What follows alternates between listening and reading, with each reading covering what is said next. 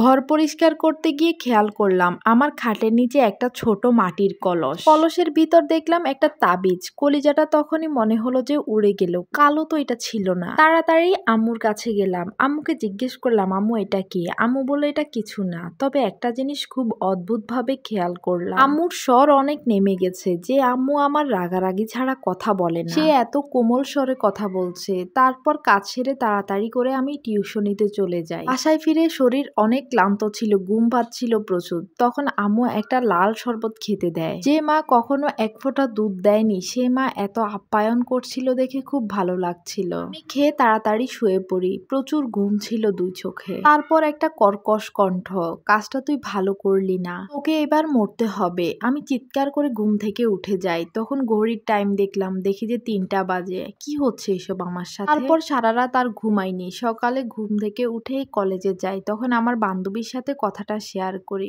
ওর বাবা একজন হুজুর।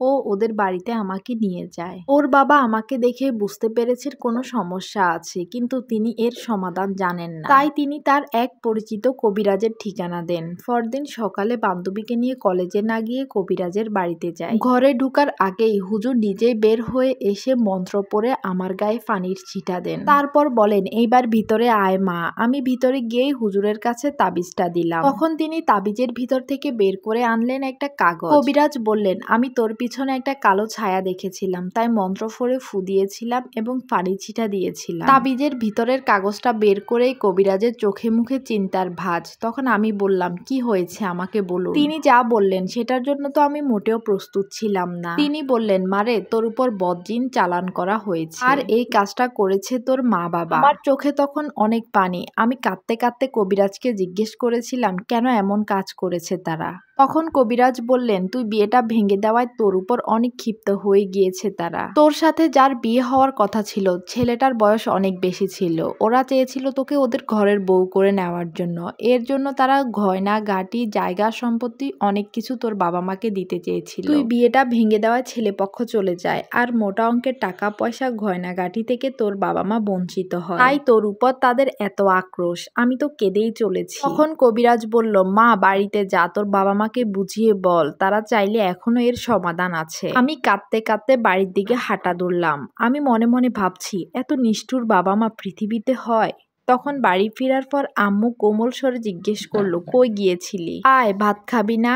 আমি এত অবাক হইনি, কারণ আমি জানি ভাতে হয়তো কিছু একটা মিশিয়ে দিয়েছে। মরেই তো যাব। তবে এক কলঙ্কিনী মা দেখে যাক, তার মেয়ে সবকিছু জানার পরও তাকে কিচ্ছু বলেনি। ছোটবেলা থেকে মাংসের বা মাছের কখনো বড় ফিসটা আমার পাতে পড়েনি, কিন্তু আজ দেখলাম অনেক বড় একটা মাছের ফিস আমার পাতে। আমি ভাত খাচ্ছিলাম, কিন্তু চোখের পানিতে আমার পুরো ভাতের প্লেট ভরে গিয়েছে। পুরোটা ভাত শেষও করতে পারিনি। এর মধ্যেই আমার প্রচন্ড ঘুম আসতেছিল। আমি ঘুমিয়ে গেলাম। আবারও সেই কর্কশ কণ্ঠ, তুই কি ভেবেছিলি বেঁচে যাবি? তোকে মরতে হবে। তখন আমি বুঝতে পারতেছিলাম একটা ঠান্ডা হাত শক্ত করে আমার গলার মধ্যে চেপে ধরেছিল। তখনই আমি জোরে জোরে আয়াতুল কুরসি পড়া শুরু করলাম। তখনই গলাটা ছেড়ে দিল।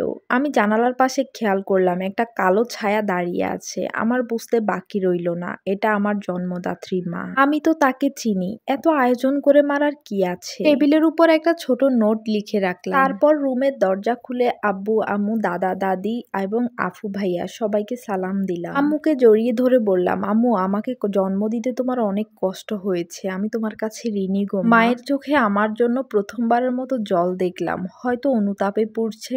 রুমে এসে দরজা লাগিয়ে দিলাম। আমার মৃত্যুর জন্য কেউ দায়ী নয়। বিদায় এই সুন্দর পৃথিবী। নির্ঘুম রাতের যন্ত্রণা আর ওই কালো ছায়া থেকে মুক্তি পেতে চির বিদায় নিলাম।